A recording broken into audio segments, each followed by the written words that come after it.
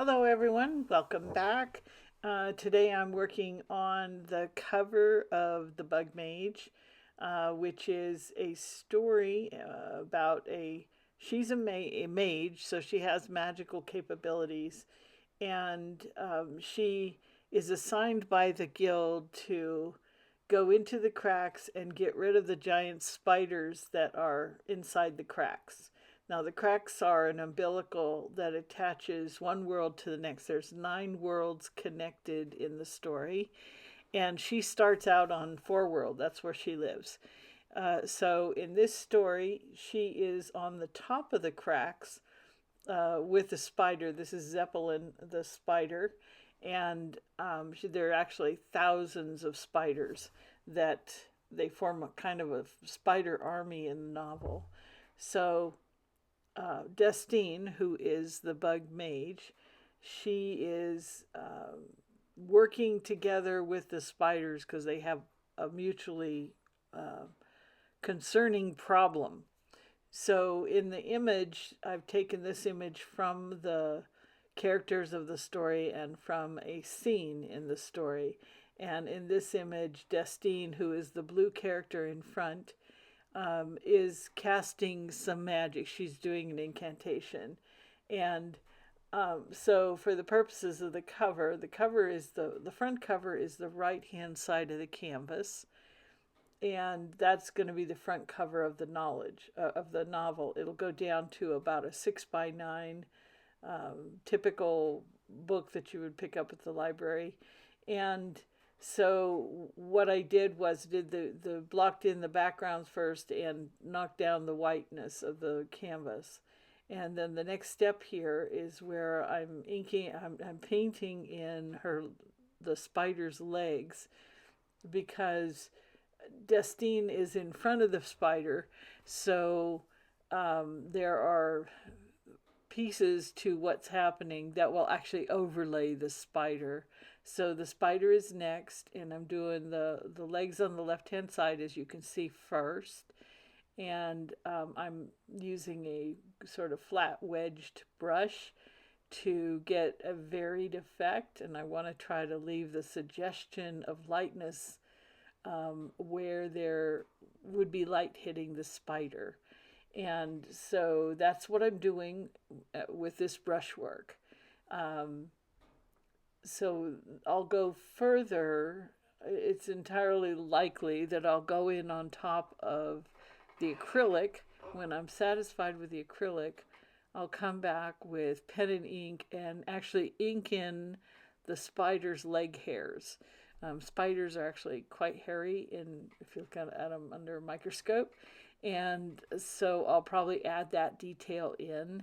So what you're looking at is kind of a base for the legs, and I'm not sure how much more detail I'll do. I'll know better as I live with it a little bit. Um, if you've watched my channel for a little while, you know I have OCD, and that I tend to be sort of picky in certain ways. So I find that living with the art for a little while will tell me whether I'm satisfied with it or not. This is the fourth or fifth version of this cover. I did some in pastel, and they were simply too messy. I couldn't get the details that I wanted. So then I had a digital artist help me, and I didn't get the effects that I wanted. So, and again, it was relating to detail and telling the story that I want to tell with the cover. So this is another attempt, and this time I'm attempting acrylics, and I haven't done them in years, and I'm actually finding it very fun. And I did commercial art for a long time, and so I found that that tended to be very destructive of my creative process around art. So I appear to have gotten past that at this point in my life, which is great. I actually went back to art school at one point to try to reconnect with free art, doing art without being transactional. If you're an artist, doing transactional art is kind of a hard thing later because it makes you view art differently. And so it affects how you create art itself. And so I struggled with that for quite a long time. And I went through periods where I did art, where I didn't do art. So I'm back in a period of my life where I'm doing art and enjoying art, and I'm not feeling the constraints that I did being a commercial artist. So in this particular painting, I am going for sort of an old school look on the cover. I want the cover of the novel to reflect the story, and there's simply no art out there that would, that you could go and buy, like a photograph or something. And there is AI, which in my opinion is generative AI is stealing art right now. So I won't have anything to do with it. So this was my alternative, was to bite the bullet and decide that I would need to do the art myself using the tools that I know how to use, and to go for the storytelling aspect of the cover that I want to achieve. So I want the reader to look down at the book and know that they're looking at a peculiar book, that it's speculative fiction, and to be intrigued by the cover enough to pick the book up, open it up, and read it. So I've done a lot of art for the Bug Mage in the interior. So every chapter has an art section, chapter header, and there are illuminated letters, and there are character studies in the actual inside of the book. So this is kind of the capping piece of art that I'm doing for the Bug Mage. And, clearly I wanted to be good, or good enough to be a good complement to the overall novel. So if you're doing book covers with your art, I empathize with you.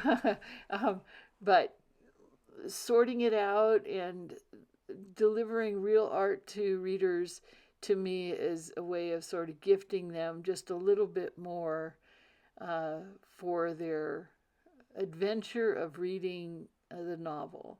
And I write science fiction and fantasy adventure novels.